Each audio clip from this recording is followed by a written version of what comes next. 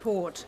And we all remember not just the impact on the economy, but the terrible impact, particularly on younger people, and the impact that long tail is having on so many of our young people who are still feeling too unwell to work, or whose work opportunities have been severely reduced through anxiety, depression and all the other things which not just COVID, but that context of fiscal austerity brought down upon them. Madam Deputy Speaker, I represent a multi-faith, multi-ethnic constituency which works really hard on community cohesion. When all is said and done, we rub along well together in Hornsey and Fry and Barnet. From recent rhetoric, it could be assumed that there is deep unhappiness and division. In fact, I want to put on record the opposite. I would like to put on record the contribution to our local economy from all parts of my constituency, regardless of skin colour, faith or school qualifications. Of course, my community also faces challenges. We have unacceptably high numbers of children living in households where incomes don't cover the basics, heating, eating and rent, and I really welcome today's statement on heating, help for households, on eating, school meals, more breakfast clubs, and helping in particular secondary school children with their nutrition, and rent, quite rightly introducing a little more tax on some of the landlords who, in a wealthy place like London, will be making quite a lot and can afford to pay a little more. It's my first budget as a member of the Treasury Committee, and this budget has rewarded those who fought to restore hope, stop the chaos of the 14 years of Conservative governments and deliver change. Remember the election? We promised change. Today we saw change. That change is an end to poverty-line family budgets, and the hope is that we finally see food banks close for good. I thank the honourable member for giving way, and especially she is a colleague with me on the Treasury Select Committee. In terms of the government delivering hope, a key part of the government's economic forecasting is, of course, the OBR. And a lot of what has driven the budget today is a 16 billion productivity downgrade by the OBR. We heard on the Treasury Select Committee that there was actually very little basis behind that productivity forecast in the first place, basically based on purely what the UK productivity was pre-2008, with not much depth beyond that. So does the honourable member agree with me that the OBR has serious work to do to look at the robustness of its forecasts? On the Treasury Select Committee for that, and I think there was quite a lot in today's budget on skills, on nutrition for children so that they can get their educational qualifications, and quite a lot that will help us to solve the productivity puzzle. But I do look forward to questioning with him the OBR on their data, how they got to that position, and how we can be helpful in pushing the government towards even more investment in skills, apprenticeships, and in deepening our investment in young people so that our productivity can improve over time. I know that so many of us here in the House are in politics because we want every child and every family to have the chance to thrive in school, in work and in life. And let's look back at past Labour governments. In 1945, despair and hunger stalked many communities. London was flattened in the Blitz, and yet rationing would continue for 9 more years. Keynes famously said, anything we can actually do, we can afford. We are immeasurably richer than our predecessors. And then what did Labour do? Went on to build the NHS, built the country, built a welfare state. We can do this. We will make the UK fairer. And today is a really good start on that journey. Very briefly, Madam Deputy Speaker, because I know so many people wish to speak today. As a former borough leader, I introduced school meals for all primary school children. It was a great equaliser and social leveller. Children were more focused, made better progress. Families who were just about managing saved money, and there was no stigma. Everyone sat together and talked with each other. Free school meals for all primary schools were subsequently rolled out across London, and we know from today that more secondary school children will benefit under the government's proposals. We need to continue to restore hope and deliver change. The two-child cap on universal credit, of course, another pro-family measure, the most cost-effective, quick measure to bring up to 500,000 children out of poverty, and paid for by the most addictive forms of gambling, which has been increased. My personal view is we could have gone even further on the gambling, and I hope that it raises between 1 and 3 billion, because I think that remote gambling in your bedroom, on your phone, is deeply damaging to society. Yeah. The Trussell's September 2025 Hunger in the UK makes for sobering reading. In 2024, 16% of UK households were food insecure, which of course we know is not a food problem, it's an income problem. And this is an issue we must continue to interrogate. I'm very pleased to have secured a backbench debate on food inflation and poverty. So in conclusion, Madam Deputy Speaker, together with school meals, more breakfast club provision, a higher living wage since the general election, slowly the living standards of families will turn around. It's particularly positive to see the first woman Chancellor recognise the impact which the difficult financial climate has had on families. I hope that by this time next year, once these measures are really embedded, we'll begin to see the closure of food banks. I've heard a lot about what we want to see by the end of this Parliament. Let's aim for a closure of food banks in this country by 2029. And we hope to feel that every child and every family will have the chance to thrive. To help colleagues, they are now permitted to make an intervention, and a backbencher may wish to accept or decline that. And I call Sir Jeremy Hunt. Budgets aren't easy for chancellors because there are so many things beyond your control, but being forced to make trade-offs reveals priorities. And I'm afraid today's priority was not economic growth, but political survival. That's because there was one central call the Chancellor had to make today. Do we reform welfare or do we raise tax? Getting our welfare bill down to pre-pandemic levels would save about £47 billion a year within 5 years. It wouldn't have been easy, but it would have meant no tax rises and plenty of headroom in public finances. Instead, welfare spend is going up and jobs and growth are going down. In every single day of the government's first year, around 2,200 people have been signed off not just working, but even having to look for work. That's 1 million more people on universal credit just in the last year. Most of those claimants cite mental health, but every doctor I ever spoke to as Health Secretary said that people with anxiety and depression need social contact. That means being at work, not being at home. So this could, I will very happily give way to the Chair of the Select Committee. On the point of mental health, he's absolutely right to point out that that is one of the drivers of people going on universal credit that does need tackling. So does he share my alarm that today in the HSJ it's been reported that this government's planning to water down the mental health investment standard, which starts to reverse the trend that we saw over many years of achieving parity of esteem between physical and mental health? I absolutely share the Honourable Lady's concern about that. That was introduced when I was Health Secretary. And this could have been the budget in which the Chancellor announced that we will speed up treatment for people with mental illness and not park them on welfare. This could have been the budget that said that we will eliminate fraud by stopping completely benefit applications by phone. It could have been the budget that said that instead of relying on migration to help firms expand, we will make sure that people at home are fit to join the workforce. Instead, the welfare bill is going up by around £14 billion, not least because of the totally unfair abolition of the two-child cap, which I fear will see more children, not less, living in the structural poverty caused when there are no adults in the household at work. And I will happily give way to... He surely, given his background, must recognise that there is a direct link between social policy and economic policy, that this country needs a working-age population to fund future pensions and welfare bills for generations in the future.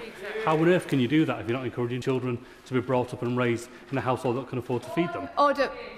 How on earth can you do that? We can't start off these 4 days of budget debate with the word you and your. So quickly, come to your conclusion with the right language. Well, I think she brought me to order just at the right time. I recognise that the honourable gentleman's concern about child poverty is sincere. I just have a totally different view as to how to reduce child poverty in this country. I think financing people to have ever larger families means more children growing up in poverty, not less. And I think the evidence for that is that under the previous Conservative government, we had 1 million fewer children growing up in workless households, and child poverty in absolute terms fell. And he needs to look at that evidence. And the taxes and the price we are paying for this mushrooming welfare bill is that taxes are growing up, and they are already starting to destroy growth. 180,000 fewer payroll jobs in the last year. Unemployment up, inflation up, interest rates higher than they would have been. And the tragedy is that absolute poverty, which, as I said, fell under the previous Conservative governments, is now likely to rise under Labour as jobs vanish and welfare rolls soar. I'll give way to the honourable. I thank the right honourable member for giving way. I grew up in poverty. 1 in 4 children in Bournemouth, the town that I represent here, grew up in poverty. I can tell the honourable member, growing up in poverty is not a good thing. It's an awful thing for the life chances of the child. It's an awful thing for the family that care for them. It's an awful thing for the community that wraps their arms around the child. But would he agree with me too that he is ignoring the future costs of child poverty? I used to run mental health and domestic abuse services. I can certainly tell him that when children grow up in poverty and then in later life can't find the education, training and support that they need because of their trauma as a child, they cause extra costs for the public services that we then have to meet. Does he not agree with me that we should be preventing those future costs? I absolutely agree with him, but I profoundly disagree on the way the government is choosing to do that, because by expanding the welfare bill, expanding the number of large families living in poverty, you are making the root causes of poverty worse and not better. And let me say this, the Chancellor says that there is a growth plan, but it was very difficult to discern anything at all in today's budget. We know, for example, that raising public sector productivity to private sector levels would add 0.4% to annual GDP growth. We know that proper planning reforms would add 0.4%. We know that proper welfare reform would add 0.3%. We know that getting energy bills down properly adds 0.3%. We know that AI could dwarf all of that, according to Microsoft and Accenture, potentially adding 1% a year. We got none of that today. Instead, we had a government arriving in office saying they wanted growth, growth, growth, without knowing how they're going to get there. And growth needs a plan, not a soundbite. And it's that lack of a plan, or even a guiding philosophy, which is why today we've ended up with a budget that damages growth, damages investment, damages jobs, and most tragically of all, damages opportunities for young people, of whom there will shortly be 1 million not in employment, education or training. I give way to the honourable member. Respected member of the House, but I think it's really important that we reflect on the facts. The Chancellor announced today, as did the OBR, that growth is up from 1% to 1.5% this year, and he talks about having a plan on planning reform, a subject I'm very interested in. Why then did his party abstain and not back our planning reforms?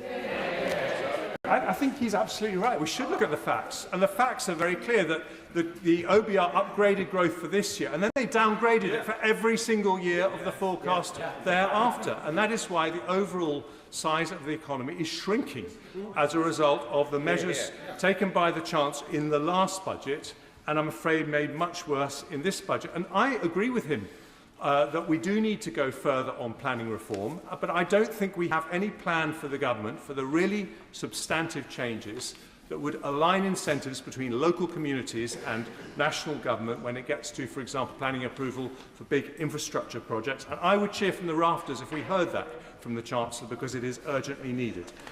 And please, this is something which I think is most disappointing of all. Please, can the government not tell us that everything is just going to be fine because they're not the evil Tories? Those terrible Tories got inflation down. They got inflation down from 11% to 2%. They saw 4 million new jobs as opposed to nearly 200,000 fewer. They grew the economy faster than France, Germany, Italy or Japan. And they attracted more foreign greenfield direct investment than anywhere in the world apart from China and the United States. I give way to the Honourable Lady. I thank the Honourable Gentleman for giving way. Could he remind us which government led to 11% inflation? Could he remind us which government crashed the economy? And could he also speak to the 1,970 children, estimated, in Morecambe and Loonsdale who will benefit from the lifting of the two-child benefit cap, and tell them why they should continue to live in poverty? Interventions must be short and to the point, and an actual question or a statement. So, Jeremy. Thank you. Yes, I'm very happy to tell her which government was responsible for 11% inflation. The Russian government was responsible for 11% inflation, and I will happily look in the eye the 200,000 fewer children in absolute poverty after a succession of Conservative governments because of those 4 million jobs created on our watch. And let me say this, these dreadful Tories increased the number of doctors and nurses in the NHS by a third. Those posh Tories increased standards in state schools to have the highest reading standards in the Western world. And that is because, Madam Deputy Speaker, progressive instincts don't pay the bill for good public services. A strong economy does. I will give way to my friend. I'm very grateful to the right honourable gentleman for giving way. During that period, can you remind the House what happened to the deficit, which was inherited at over 10%? And, maybe we'll just deal with that. Well, absolutely right, because the Chancellor makes a great play of fiscal responsibility. Incidentally, I hope she will correct the record when she said that she was reducing debt, when the OBR's Economic and Financial Outlook says that it's going up from 95% of GDP to 96% of GDP. Exactly. But yes, when the previous Conservative government came to office, the government was borrowing nearly £1 in every 4 that it was spending on public services. We reduced that deficit from 10% to 2%, and the party opposite opposed us every single step of the way. I will give way one last time to my right honourable friend. I thank him for giving me. I couldn't resist, as we're going down memory lane, to remind him when we came to power in 2010, we had a youth unemployment crisis. Youth unemployment plunged when we were in office. Now Labour are back in office. They've imposed the national insurance contribution tax. Youth unemployment is soaring again. Is that not a damning indictment of the party opposite? Labour legacy. And they might find that difficult to hear from a former Conservative Deputy Prime Minister, but they might want to listen to the Resolution Foundation, which has been saying exactly the same thing on the airways today. It has been, and no one disputes the progressive credentials of the Resolution Foundation, but they have been warning against this rise in the minimum wage and all the extra workers' rights because they say it will lead to a crisis, or it could lead to a crisis in youth unemployment. I don't want to leave the Honourable Lady out, but I promise that'll be my last intervention. I thank him very much for giving way. Is the right honourable gentleman proud, and does he find it fiscally responsible that he, in his 2 budgets, left us with the lowest amount of fiscal headroom since the OBR was created, at £8.9 billion in 2024, leaving the current Chancellor and the present Labour government a mountain to climb in order to get us back to £22 billion of solid headroom? I am proud that I dealt with a real black hole of 72 billion, not a fake one of 22 billion in my fiscal events, that I met the fiscal rules every time. And if she's really concerned about that low headroom, why did the Shadow Chancellor at the time, and now the current Chancellor, not object once to the fact that headroom was reduced to that level? I'll tell you what she didn't object. Because if I had left headroom any higher, I would have had to cut spending more or increase taxes higher, and that would have made the recession that we were heading into deeper and worse, with more unemployment, fewer jobs and more poverty. And that's why I'm proud that I took the right decision. But I want to finish with this, if I may, Deputy Speaker, because even now, it may not be too late. A government that tries to do the right thing with the time that it has left is more likely to earn the trust of the British people than one that has given up. Please do not treat government as an exercise in survival. That would be a betrayal. That would be a betrayal of the government's mandate, people with the broadest shoulders, as the Chancellor described them, will be rightly angry today.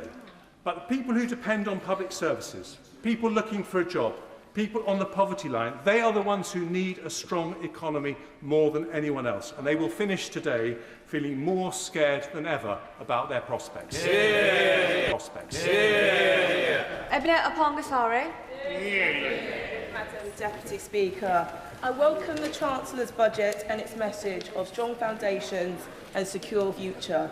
It delivers on the priorities that matter most to my constituency of Erith and Thamesmead: economic growth, lower cost of living, investment in families and a stronger NHS. I also fully welcome the Chancellor's commitment of the DLR extension to Thamesmead, which is on page 65 of the budget.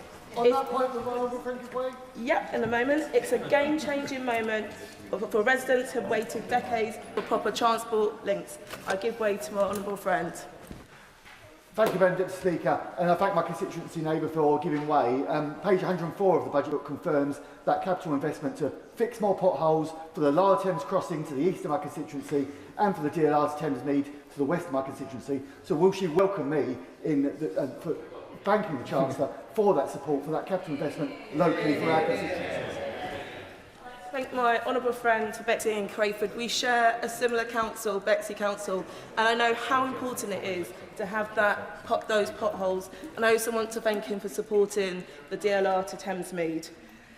This project unlocks 25,000 to 30,000 homes and also around 10,000 new jobs, about 11.6 billion economic impact estimated by TfL, as well as a crowd in nearly 18 billion of private investment over 30 years. Transformation of one of London's most underserved communities, and cuts commutes by nearly half, benefiting over 500,000 people that live in the area and wider London. This is not just a transport upgrade, it is key to unlocking opportunity and prosperity for generations. It's been a community-led campaign which has had cross-committee effort, and I'm proud of the role that my residents have played in getting us here. It has also been a personal priority since I was first elected in December 2019, which I referenced in my maiden speech on the opposite side. And it was also part of my 2019 general election pledge. Peter, my resident, told me last week that he has lived in Thamesmead for over 45 years with promise after promise of a transport hub to London's only postcode without a tube and train station. He and I know that so many thousands more are going to be thrilled that this Labour government is putting investment behind their community so they can thrive. Madam Deputy Speaker, I want to pay tribute to the key supporters whose work have been vital. My Greenwich Council leader, Anthony Okorea, the Mayor of London, Sadiq Khan, my honourable friends for West Ham and Beckton, my Thamesmead councillors, plus TfL, councils, assembly members and members in this place, developers Peabody and Lendlease, and of course my senior parliamentary researcher, Patrick Brown. But most of all, local people and their brilliant campaigning. They never lost faith in this project. This is a collective achievement, and this constituency should be proud of the role it has had towards this budget. I also welcome the Labour government's announcement in September that Thamesmead is one of the 12 areas selected by the New Towns Task Force, further proof of the area's potential and importance. So once the DLR is secured, schools, NHS services, jobs and communities and facilities must grow alongside new homes. This is a start of a new chapter in Thamesmead, and I'm proud to have played a part, and I'm proud of my community who have championed this project from the start. I also strongly support the Chancellor's mission to reduce child poverty, including a nationwide rollout of free school breakfast clubs. I've seen firsthand the benefits in my constituency of Willowbank and Jubilee Primary School, better start for pupils and a real financial relief for families and schools. So I was delighted to see in page 31 of the budget that from September 2026, there'll be about 12,000 more primary schools which will offer free breakfast clubs, helping 200,000 more children.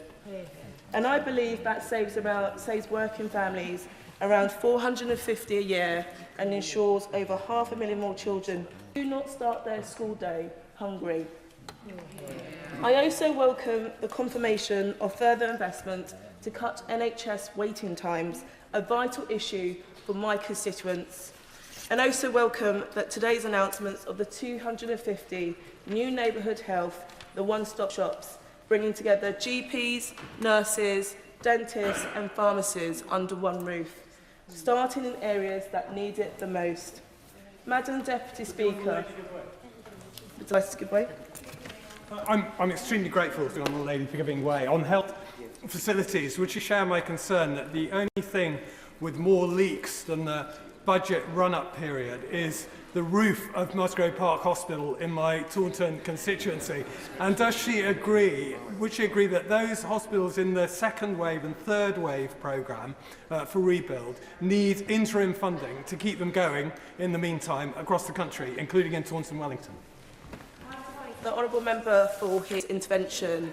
I have to remind him that this government is delivering more than previous governments. You may remember that his party was previously in coalition with the previous government that caused a lot of damage to this country. Yeah. Madam Deputy Speaker, I want to conclude by saying this budget delivers for the country, and it delivers for my constituency of Erith and Thamesmead. So after decades of waiting, residents will finally have their transport links they deserve and the opportunities that will come with them. And a new chapter begins today. And I will continue to fight for the investment, services and opportunity for my community because they deserve it. Order of the House, Sir Edward Lee. The benefit bill is now unsustainable in this country. And really the main purpose of what I want to say today is that I hope that we could try and create some sort of consensus in the House to try and deal with this problem, which is imposing a massive level of debt on families. Now, I'm absolutely sure that the government accepts that this burden is unsustainable, and I'm absolutely certain that if they would come to the House with sensible proposals to try and get people off benefit, Her Majesty's loyal opposition would support the government in that endeavour. The government ducked the challenge early in the year to cut benefits and to try and thereby encourage more people into work. We said at the time that we were prepared to support the government to try and deliver these cuts, and I'm sure that the opposition front bench would repeat that promise. Naturally, yeah. I thank the honourable gentleman for giving way. I just want to clarify that he's perfectly happy for children to continue to live in child poverty while we try to reform the welfare benefit system. Is that right? Actually making that point, because what we were discussing earlier in the year were people who were seeking work, and we were trying to encourage people to get back into work. I think the problem that I can understand the political imperative of what the Chancellor has done today to sustain her own position with her own backbenchers. But the problem is that you're going to create a perverse incentive for people on benefit with larger families to stay out of work. And I'm not sure that's good for their morale, good for the economy, good for anybody. So I think it seems a very easy hit for the Chancellor today, but I think there are going to be perverse results. I just want to also say a word about representing a rural constituency of the family farm tax. The budget's extension of inheritance tax to businesses assets over 1 million has imposed, as we know, a major new burden on long-established family farms in my constituency and elsewhere. Now, I can quite understand if the government was seeking to target larger estates, target people who were acquiring estates to avoid inheritance tax. But this new family farm tax affects not just large landed estates, but ordinary farms worked by generations of the same families. And I was actually visiting quite recently a tenant farmer in my own constituency. And this actually affects him because his tenancy, he doesn't own the land, it's only a tenancy, but the tenancy is a capital asset and he will be taxed on it, maybe as much as £300,000, which affects the ability of the family to stay in farming. Many family farmers, as we know, lack liquid assets. They're forcing them to hold cash back, restructure, borrow, or consider selling part of the business. Because the dividends used to pay inheritance tax are themselves taxed, these firms, family farms, face an effective tax rate of about 33%. Now, the measure affects a significant share of medium-sized, long-standing firms, even though it raises less than £500 million annually. This achieves maximum social and economic destruction for minimal financial reward. The policy discourages business growth because expanding a family firm increases future tax liabilities on heirs. Now, some advisors are recommending owners sell businesses outright to avoid in future tax complications. A climate of unpredictable tax changes creates fear amongst owners and undermines long-term planning. The uncertainty over succession planning is freezing investment and expansion across affected businesses. So the arguments can be repeated, but I do appeal to the government to try and listen to the National Farmers Union, which has come up with some very sensible compromises which would keep family farms in business and would achieve the government's objective. Let me say a bit about the benefits bill. 4 million universal credit claimants are now excused from even looking for a job. 4 million, I repeat, universal credit claimants are now excused from even looking for a job. This is a disaster in terms of self-reliance, in terms of the economy, and much else. Now, numbers, we know, have grown sharply since the pandemic. A surge in reported illnesses, particularly mental health conditions, is the main driver. 2/3 of recent work capability assessments cite mental or behavioural disorders. My right honourable friend, the member for Chingford, has blamed the collapse in the assessment process for the rise in successful claims.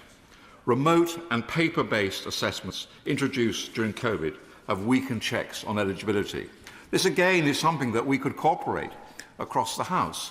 It's not just a question of cutting benefits, it's also a question of summoning people in, helping them, giving them confidence to try and get back into the workplace. And unless we do that, and also tackle perverse incentives in the whole benefit system, which discourage people from working, then we are going to fail as a nation.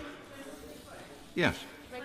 Grateful, because I like drilling into the data and getting into the facts. And if you see the correlation between the rise in people who are claiming social security and the rise in waiting lists in the NHS, they map identically through all parliaments, Tory and Labour, and therefore will you look at the data before making assumptions, and getting the waiting list down has got to be our objective.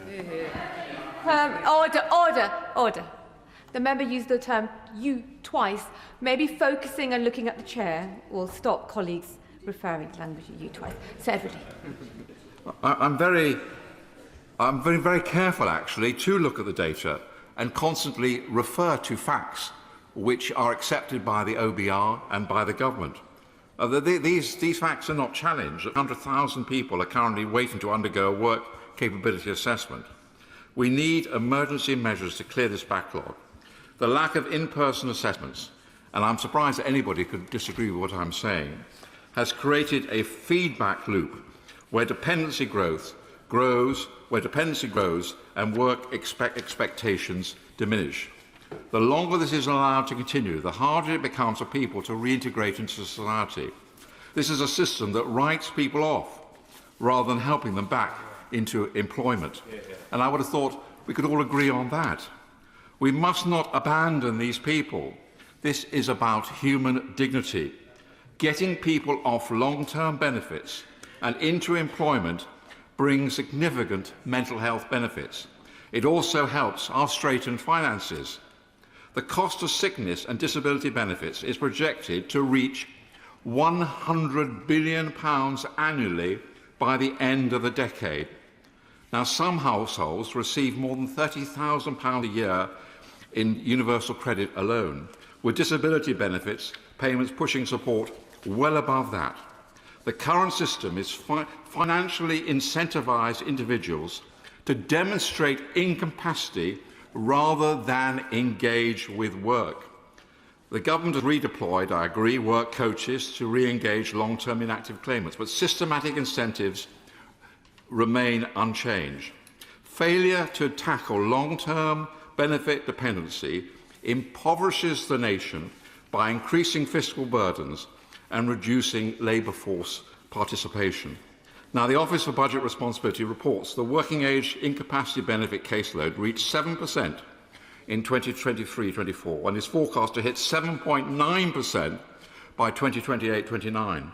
We must stop paying full benefits to young people who are neither working nor studying. These young people should be working or studying. I'll make some progress, if I may. The Centre for Policy Social Justice estimates that by 2026 there will be a gap of over £2,500 between earnings and combined benefit income for under 25s. So I could go on making these arguments, but I'll just proceed to the next part of my speech on immigration. I accept that the greatest failure of our last government was immigration. The 21 to 2024 Boris wave, and I admit it, and I apologise on behalf of my government, allowed... I don't know why shouldn't I apologise? Why shouldn't I be honest? Allowed well over 4 million non-UK migrants into the country. Many of these will soon qualify for indefinite leave to remain. ILR grants access to benefits and public services on the same basis as citizens is destroying financial incentives.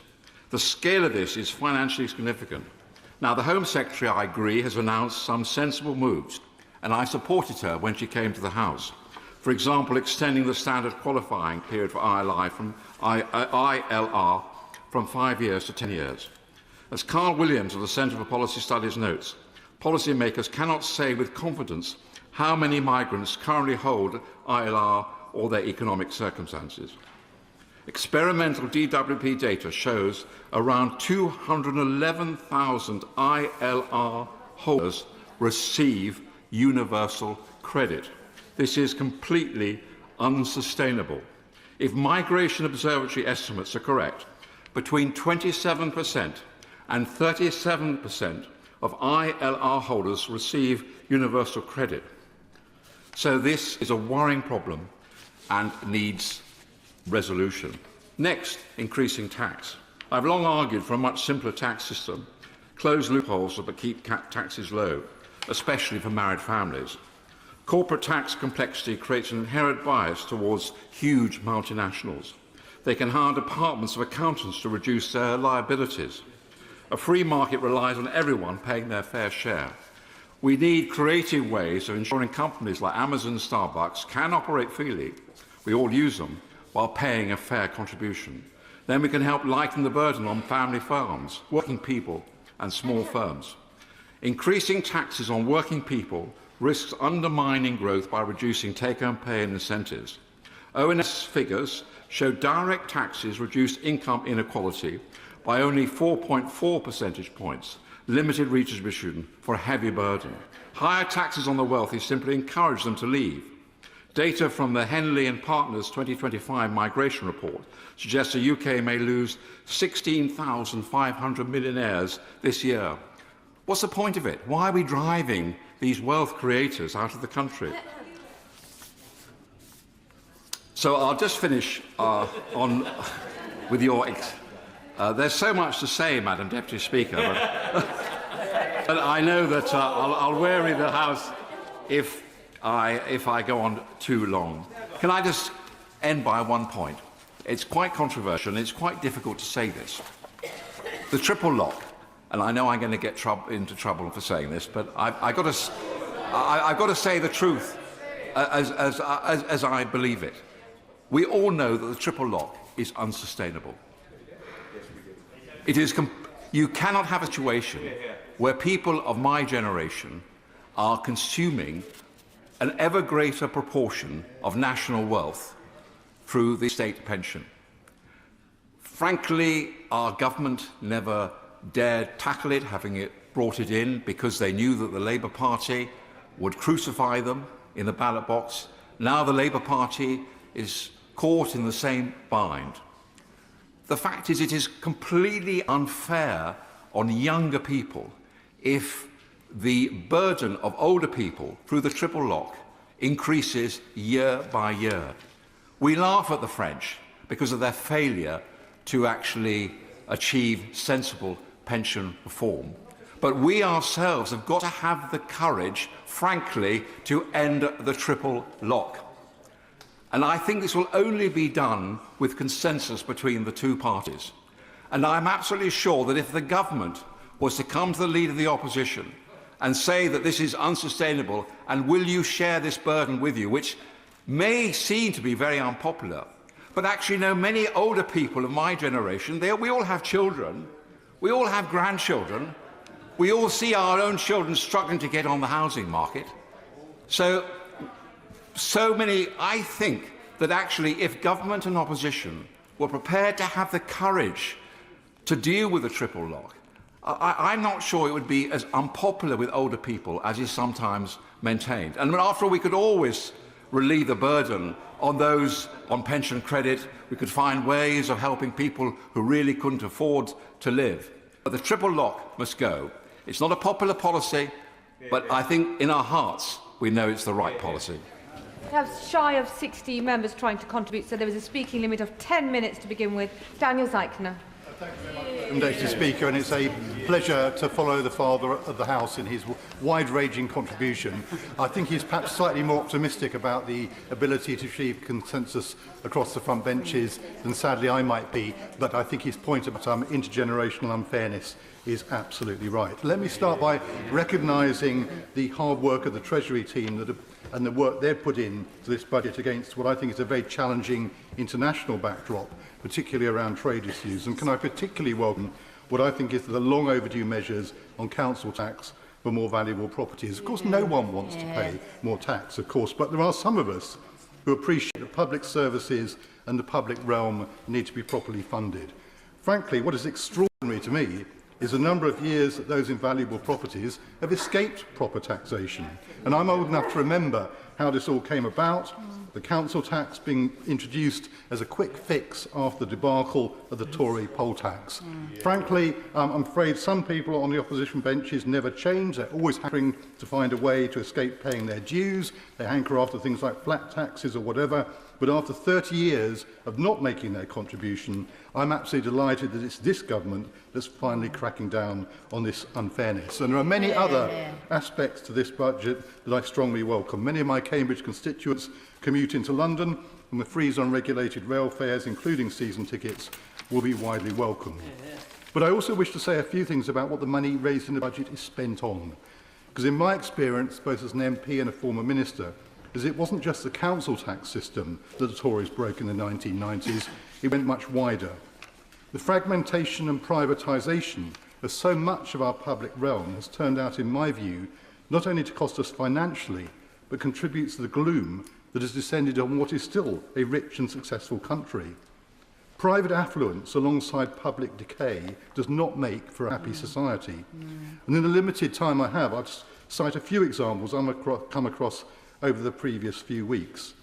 The chaos in our prison and justice systems goes back in no small part to the disastrous policies pursued by Chris Grayling in his misguided attempts to privatise the probation service, from which, in my view, it has never fully recovered.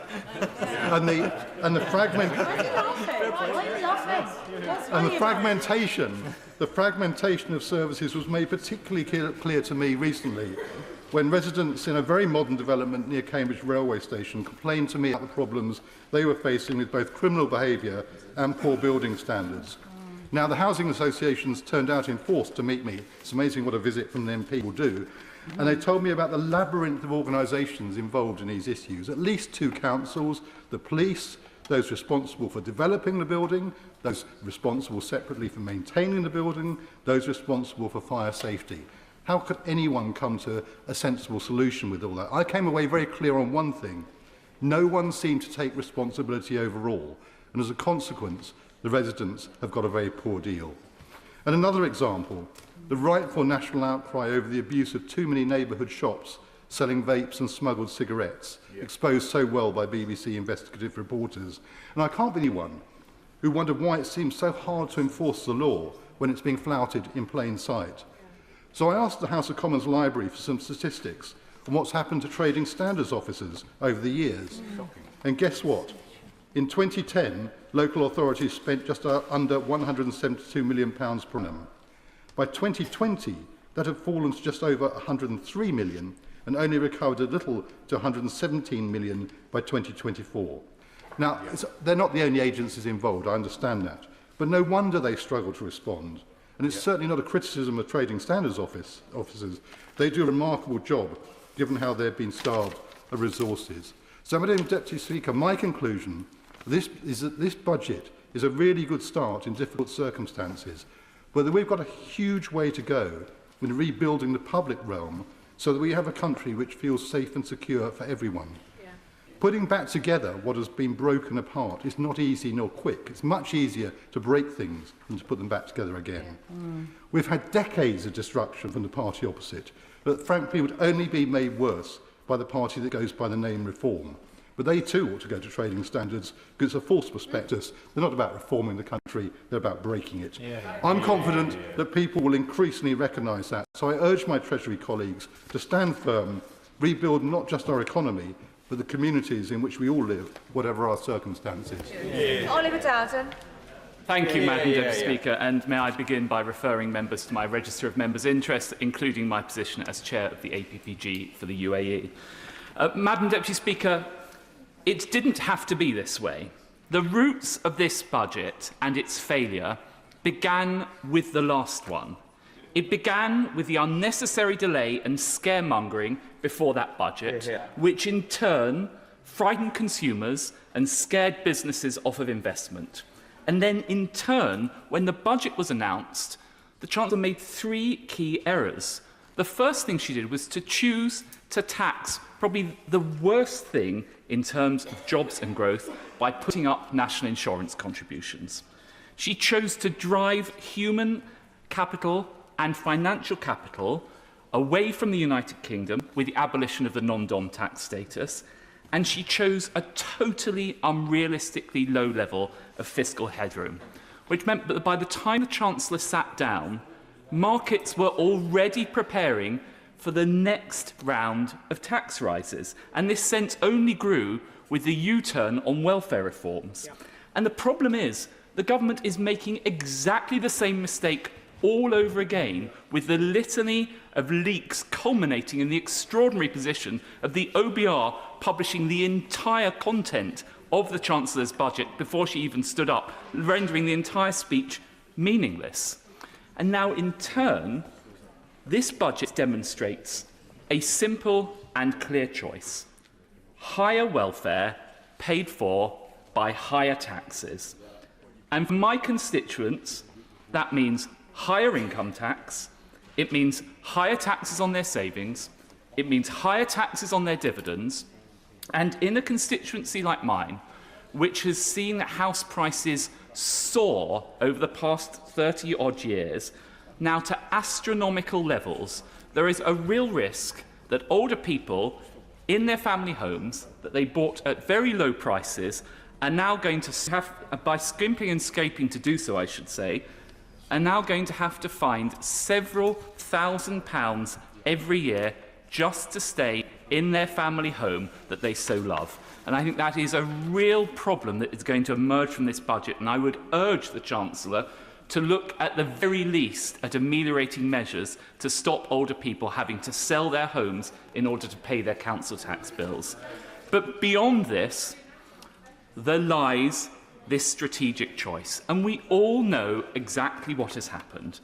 The Labour leadership has watched in fear as its vote hemorrhages to the left. This budget is all about shoring up Labour's tax base. The residents of Bushy, the residents of Radlett, the residents of Potters Bar, the residents of Boreham Wood, their taxes are being hiked to pay for higher welfare to appease Labour's backbenchers. I will happily give way. I thank the right honourable gentleman for giving way. Would he not accept that in addition to the taxpayers that he's talking about in those communities, which I've visited and know in Bushy and Boreham Wood and other parts of Hertsmere constituency, there will be families who, amongst his own constituents, who have more than one child and receive more than two children and receive benefits, who will be positively impacted by today's budget, and he could at least nod in the direction of those of his constituents who will benefit from the measures that the Chancellor has set out. I think that the problem with that analysis is that many people on the same street will think to themselves, I chose not to have another child because I couldn't afford to do so, and yet now my neighbour is able to have more children paid for by the taxman through welfare. And that is the fundamental unfairness at the heart of this budget announcement. But worse than that, I will give away in a moment, but worse than that, this failure to grasp welfare reform risks neglecting a whole generation. We already see young workers' prospects under threat from AI. We see the prospects of employment being hit by Labour's jobs tax and the labour market regulation, which is discouraging hiring. And now the message seems to emerge from the government, don't worry, abandon ambition, there's ever higher welfare under Labour, that's the reason why you should vote for us. I will happily give way. I'm grateful to my right honourable friend who's making a characteristically excellent speech. Would he agree with me that we are at the tipping point where the welfare state is ceasing to be what we've always wanted it to be, which is a safety net below which nobody can fall, but instead is becoming a cocoon which is going to trap a whole generation in dependency and absolutely kill off aspiration and social mobility? As ever, my honourable friend is totally correct. Of course the welfare state should be there for those people in temporary difficulty, but it cannot be a lifestyle, which is what ends up happening. I will give way to the chairman of the Treasury Select Committee, then I must make some progress. So I do thank the right honourable gentleman for giving way. Look, we've had evidence at the committee. It is absolutely a fallacy which we need to nail, that people choose to have more children to get more benefits. That is not the case. People fall on hard times. That safety net is there. And the ambition of my young families in Hackney is immense, but they are held back. There are a lot more systemic issues about poverty, but this will tackle it for that generation, and we need to welcome it. Well, of course there will be the occasional person that falls on hard times, but I think she should try saying that to many, many of my constituents who are unable to have more children. They take the choice not to have it, and that option is now, there's an imbalance between that and the approach taken on welfare. And so we have a situation where at the same time as the United Kingdom is embracing higher taxes and an ever greater role for the state, beyond Europe, lower tax dynamism abounds. We can see the US surging with freer markets and a tech and energy bonanza. You only need to look to the Gulf, to states like the UAE and Saudi Arabia that are embracing tech, finance and alternative energy. Now, a generation ago, this would have mattered less. But now we're in the position where Labour and capital are highly mobile, and we are seeing more and more people voting with their feet, leaving the United Kingdom by the tens of thousands, and this tide is washing out our very brightest and best away from our shores, and I fear that once those people leave, it is very hard to get them to come back. And the sadness of all of this is that the United Kingdom remains a wonderful country. It is actually a beacon of stability with the rule of law, the English language, the time zone, great research universities and a highly talented workforce. And indeed, having criticised the government a lot, I pay tribute to them for successfully concluding a number of free trade agreements, including with India and the United States, and I hope that others will follow, including with the GCC. So at a time when other countries present challenges, whether it's the security situation in relation to China, whether it's the unpredictability of the United States or stagnation in Europe, the United Kingdom actually has a golden opportunity to be a magnet for investment from businesses and entrepreneurs around the world. But the risk is that we are consigning ourselves to a situation which a Scottish entrepreneur described to me a couple of days ago as being the why bother economy. And what he meant by that was that, of course, people aren't going to disinvest, but they won't choose to actively invest in the United Kingdom because we are not creating the environment where we are rewarding risk-taking and entrepreneurship. So if we are to seize this moment, there are a few simple steps that we could take, and I would urge the Chancellor to do so in order to light the fire of competitiveness. First of all, instead of trying to drive away the wealthiest and biggest global investors, as we have done with the abolition of the non-dom status, we should be welcoming them and gaining more revenue at the same time. One only needs to look at the Italian model, where they have imposed a relatively high fee, but in return to that have exempted wealthy mobile people from paying further taxation. As a result of that, investment in Italy is surging, and the number of wealthy people choosing to locate in Italy is surging, with all the opportunities that brings for growth and investment. Instead of obsessing with policing social media, we should be aggressively policing the sort of small, low-level crime that drives people away from locating in this country, whether it's the phone snatching, the shoplifting, or the general sense that the streets of this country have become less safe than they were a few years ago. And instead of clobbering entrepreneurs, wealth creators, and hard-working Brits with ever higher marginal rates, we should have the confidence to believe that lower marginal rates generate higher revenues in the long run and benefit absolutely everyone. And most importantly of all, in relation to this budget, instead of consigning a generation to welfare, we should be aggressively reforming the welfare state to create opportunities for all. It really isn't too late for the government to seize this opportunity, but sadly, I fear that only a change of government, and of course a change of government to the Conservative Party, will be able to deliver those things. Liam Byrne. Thank you very much, Madam Deputy Speaker. Well, I don't know what budget the right honourable gentleman was reading, but it wasn't the budget that was put on the table this afternoon. Madam Deputy Speaker, I think the Chancellor got the judgment exactly right today. She had a difficult inheritance, she had a difficult hand, she had difficult decisions to take, and she got the calls absolutely right. We have a situation now, the budget now being delivered, where we have growth this year that has been forecast to rise. We have business investment over the course of this Parliament, which is forecast to rise. We have inflation, which is coming down. We have forecast interest rates, which are coming down. We have energy bills for our constituents, which are coming down. Yeah. And we have child poverty, which is actually set to collapse. That is 8,900 people in my constituency who will be better off because of this budget, a Labour budget, which was delivered by a Labour Chancellor this afternoon. Now, Madam Deputy Speaker, as you know, I've been in this House for 21 years. I have sat on both front benches. I have sat on both sets of back benches. And so I have come to see, over the years, the selective amnesia which somehow bedevils debate in this place, and the problem of unreliable narrators. But I have to say, I have never seen amnesia on as epic a scale as I heard from the Leader of the Opposition today. Now, I think it is quite well established, Madam Deputy Speaker, that back in 2010, I thought the numbers were a little bit tight. I thought difficult decisions were going to be needed, which is why we left a judiciously balanced budget, 2/3 spending cuts, 1/3 tax rises, that would have halved the deficit in 4 years and brought debt borrowing down by 2016. That, of course, was not the strategy that was pursued by the last government. And what is the difference that that made?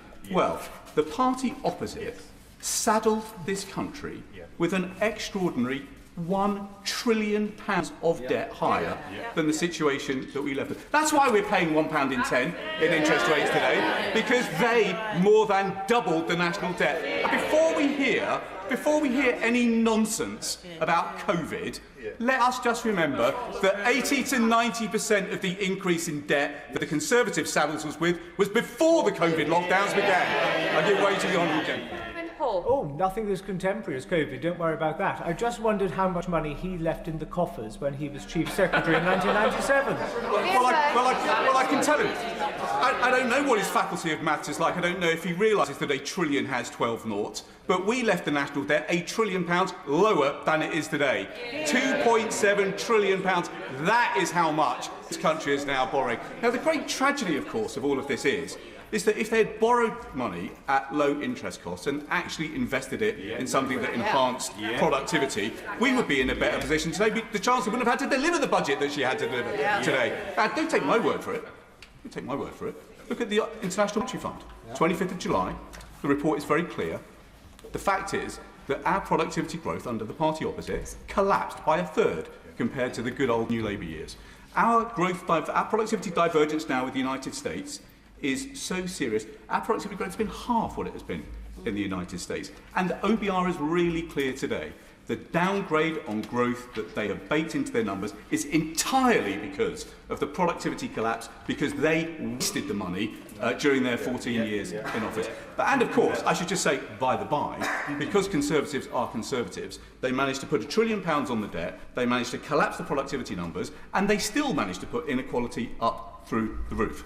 That is why we had all had in our constituencies food bank queues that we will never forget. I will never forget, for as long as I live, the phenomenon of collecting food in inner city Birmingham because our food banks had run out of food. I will never forget the children at Adderley School who were literally helping restock our food banks by taking penguin bars out of their lunch boxes to put them in food collection crates so that their classmates didn't go hungry at lunchtime. That's the reality of the child poverty legacy that this party left us with, and that is the legacy that the Chancellor got to grips with today. So, Madam Deputy Speaker, we look forward on our committee to scrutinising the proposals that have been laid out today. We have been travelling the country over the last couple of weeks, talking to business about what they wanted out of this budget. And there were three things that were very clear. What is extraordinary about this country? These are aisle extraordinary new era of innovation. This is an extraordinary country. We are an inventive country. We have been since the Industrial Revolution started in Birmingham back in 1761. But that is going to be as of nothing compared to what is about to unfold in this country. And we are at the front of the grid in the race for the 21st century. But we need to mobilise capital on a completely new scale. And that is why certainty for business was so important. So I welcome the fact that the headroom has been put up to £22 billion a day. I welcome the Chancellor is ending this biannual circus of fiscal speculation by having one forecast a year. I have to say to the House that I seriously think that Mr Hughes needs to consider his position. The fact that we have had a leak of the OBR forecast before this House got to debate the budget, I think is appalling, and it has bedevilled us, this uncertainty. Now, alongside that, we have got to step up the mobilisation of capital on a completely different scale.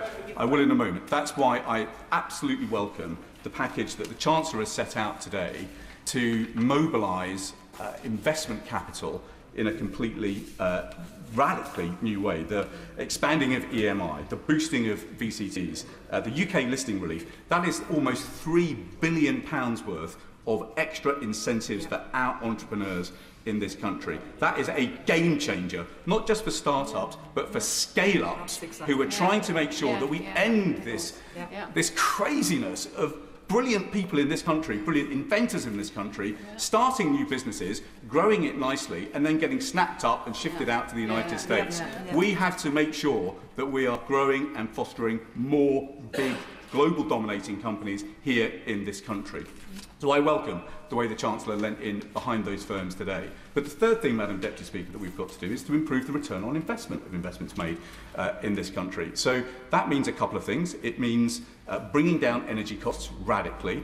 We didn't have a business energy cost scheme scored in the budget today, but that is because I know the government is now out to consultation. Every single member of our committee would implore the government to do whatever it takes to make sure business energy costs in our country are internationally competitive. It is wrong Firms like Nissan say to us that their energy costs up in Sunderland are the most expensive energy costs of any Nissan plant in the world. We have got to bring business energy costs down.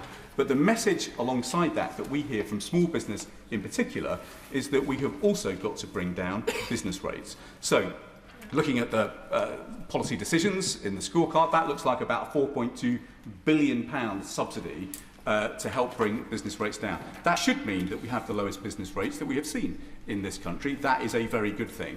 But where I would urge the Chancellor to go further is in making sure that we actually cut the costs of red tape in a really bold and radical way.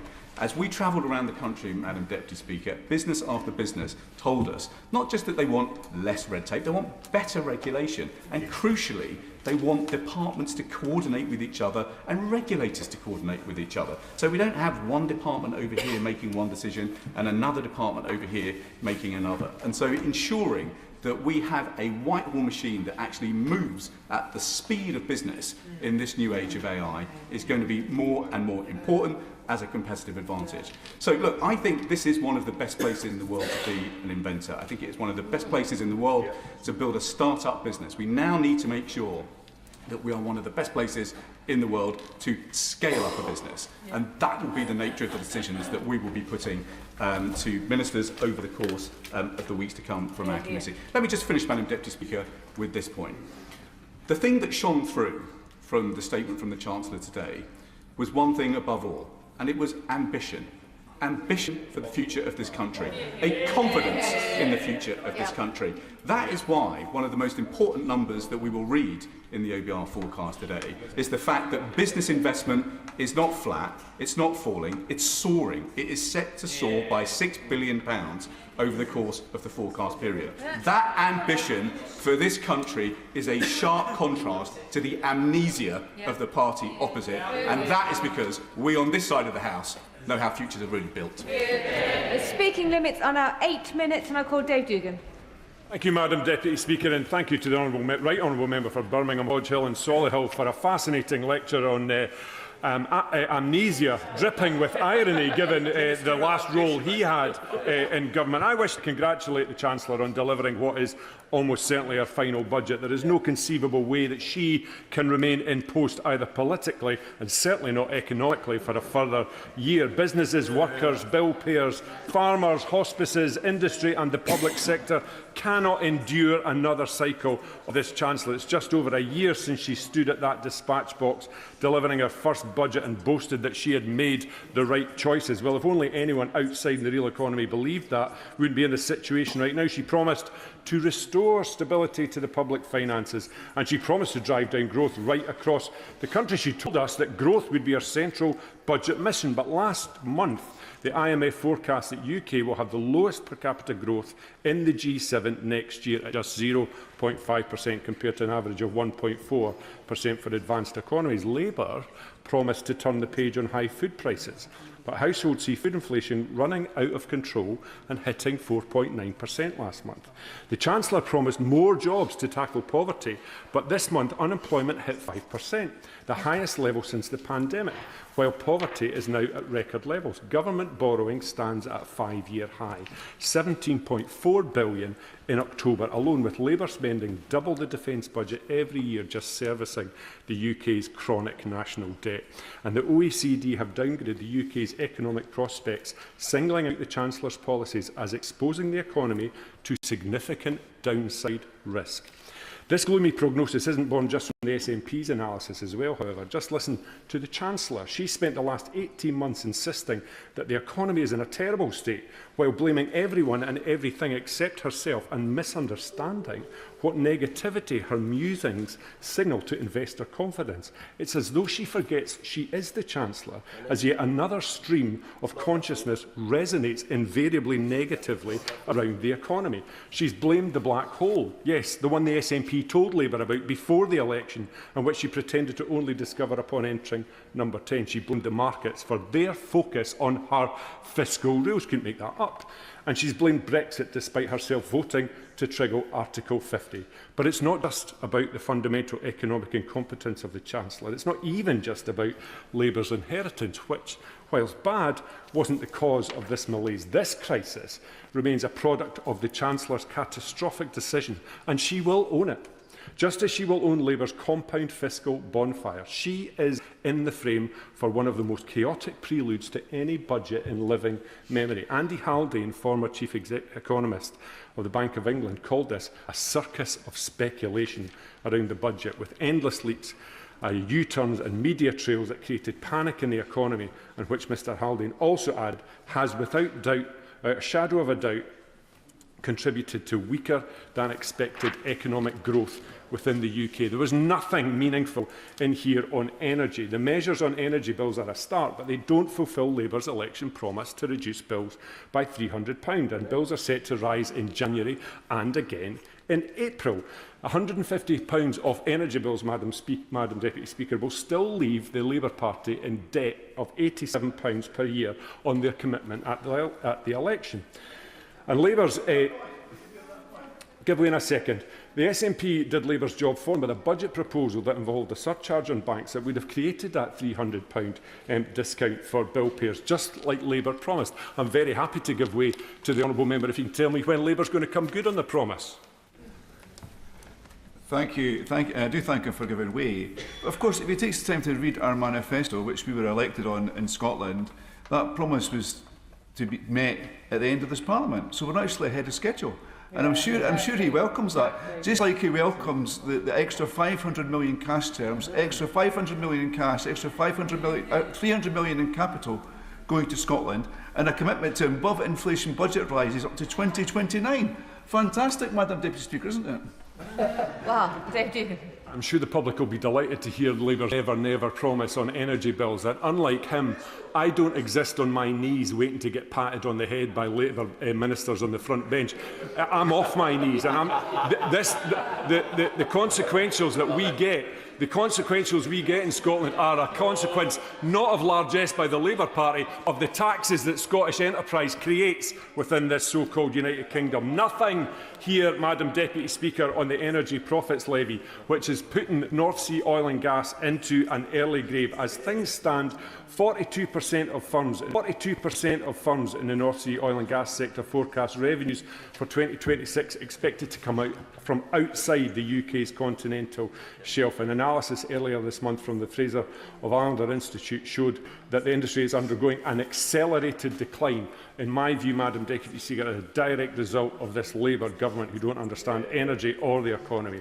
This is Scotland's reality within the so-called Union. Our future and our natural endowments decided upon by Westminster ministers rather than the people of Scotland. It must really stick in the craw, especially of Scottish MPs, when they come down here to toe the party line and see the difference that Scotland has had under the SNP since 2007. SNP GDP in Scotland per person has grown by 10.2% compared to 6.8% in the UK. Productivity has grown in Scotland at a rate of 0.9% per year compared to 0.3% per year in the UK. And Scotland attracted 135 foreign direct investment projects in 2024, maintaining our position as the top performing part of the UK in that regard. They're not so keen on the facts. And Scottish Labour MPs jump up and down about the new minimum wage, despite the fact that their constituents and mine are already on more than that as a result of the Scottish living wage at £13.45. And there was little today to suggest that Labour grasps the severity of the cost of living crisis, which for many people feels endless. Inflation has almost doubled under Labour, and food prices are up a staggering 37% over the last 5 years. People are rightly asking, what is going to sort this? Well, I can assure them it's not Labour.